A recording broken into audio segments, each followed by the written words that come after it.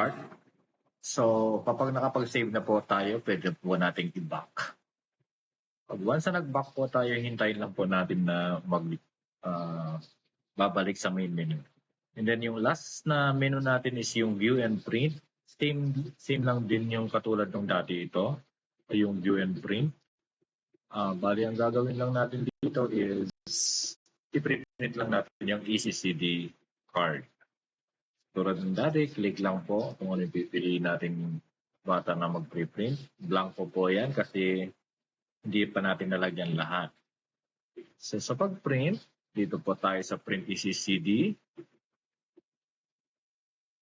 Okay, kung gusto natin i-print na lahat as a whole, click lang po natin yung print ECCD card.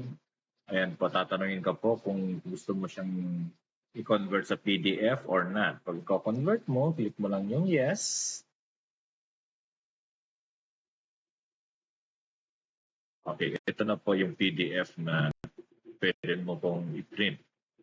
So dito, nakaset pa lang yata siya sa short bond paper. So kung long bond paper ang inyong ay A4, dito lang po kayo.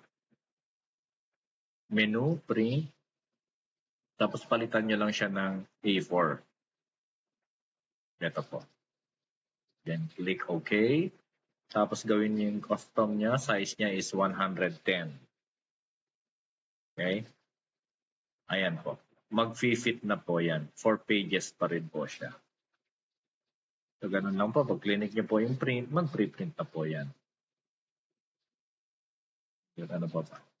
Tapos dito naman sa generate PDF, copy of ECCD card. Pag clinic mo yan, lahat po ng mga na estudyante mo is i-generate niya ng copy ng ECCD card. At dito naman sa generate card for this student, specific student lang po ang inyong ma-generate. So, example po, si Dizon lang gusto natin i-generate.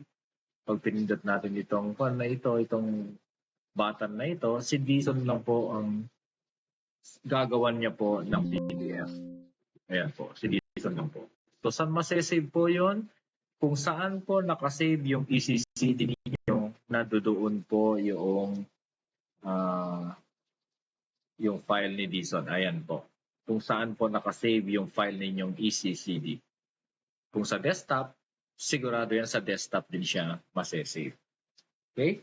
So, yun lamang po ang bago dito sa ating ECCD card. Version 5.0. Ginawan ko po siya ng assessment student as 1 na po para po hindi na po tayo nagda-drag ng bata. Ay ng check or hyphen kasi doon po nagkaka-error. So, yun lamang po. I hope na masundan ninyo. Kung may question kayo, message nyo lang po ako.